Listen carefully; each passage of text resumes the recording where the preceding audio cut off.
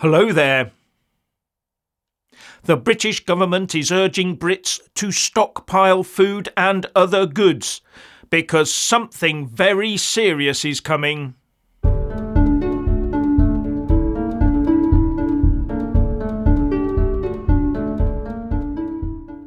Don't listen to any gumph about this sudden government push for us to be prepared for an unknown emergency being just a sort of precautionary measure. No, this is an out-of-the-blue campaign push to get the UK population ready for something. They've even called it a campaign, led by Oliver Dowden, the Deputy Prime Minister no less. All backed by a new website, prepare.campaign.gov.uk. Now, since when has it been advisable or feasible for Brits on the breadline to stockpile anything, when they can barely afford the basic day-to-day commodities of life? Yet they are now being told to stockpile tinned food, bottled water, batteries, clockwork, torches and radios and the like. Why? What does the government suddenly think is about to happen? A nuclear strike? A biological strike? A cyber attack, which could take out our electricity grid and water supplies, which may even be poisoned?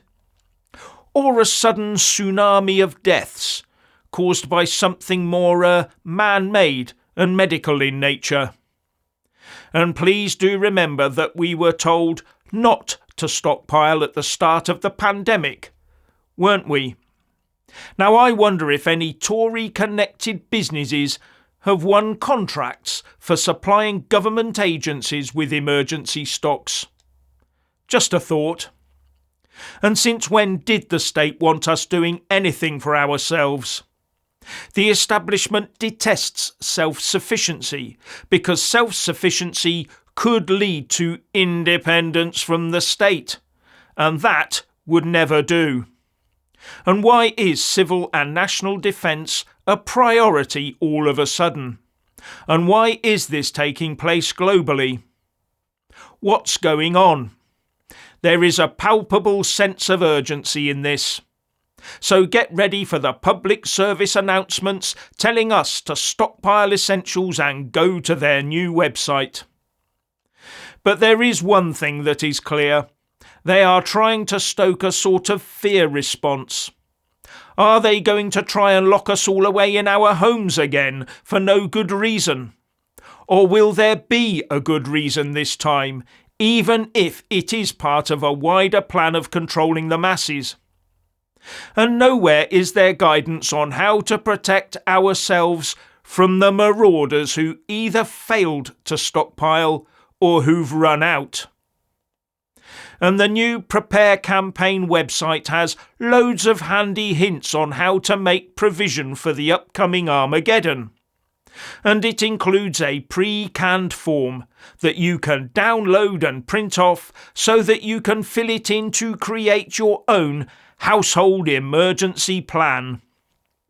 And that form has some very sensible tips right at the start, saying that in an emergency, if the emergency is outside the home, then go in.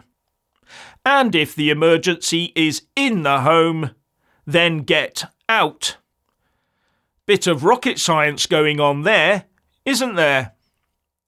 So they want us to have an emergency kit comprising battery or wind-up torch, portable power bank, battery or wind-up radio, spare batteries for torches and radio, and a backup battery for any medical equipment you rely on.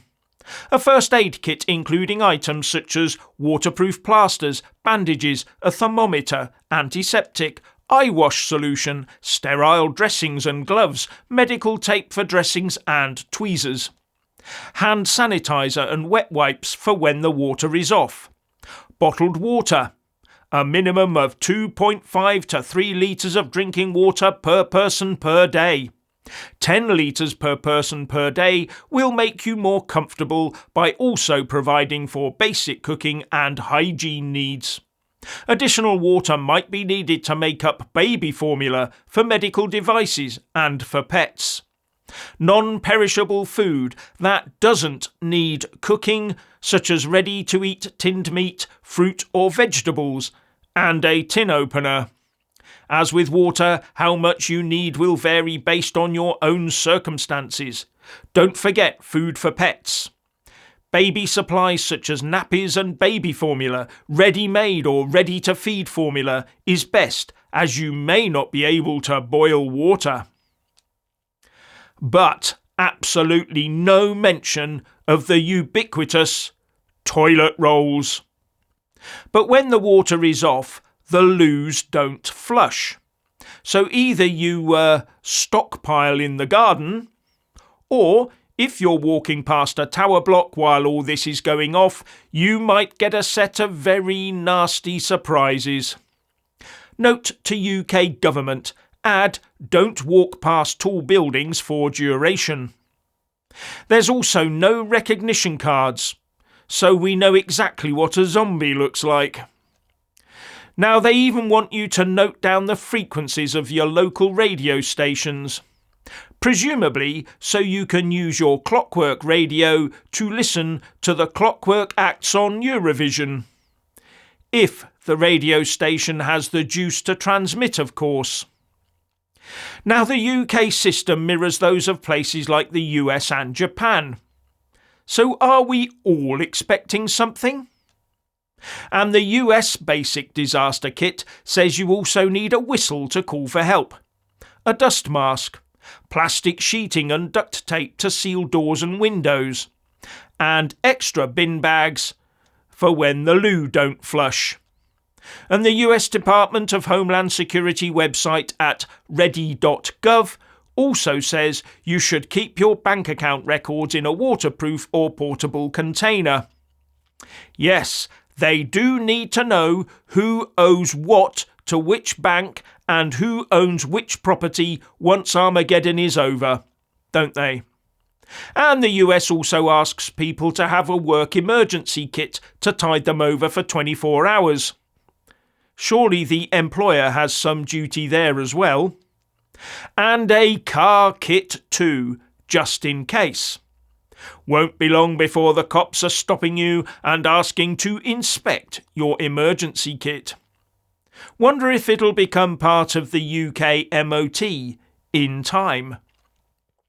But just like the UK, nowhere does the US advice talk about defending your home, family and personal stockpile during a vulnerable period.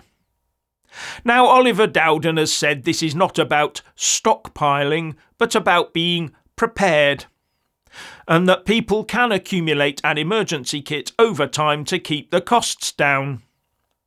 So the government is appearing also caring about us all of a sudden.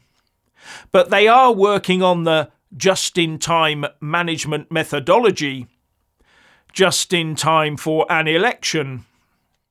Now the UK government Prepare campaign website talks about fire, flood and power cuts.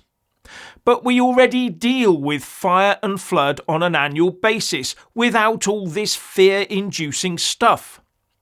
But the power cuts are another thing.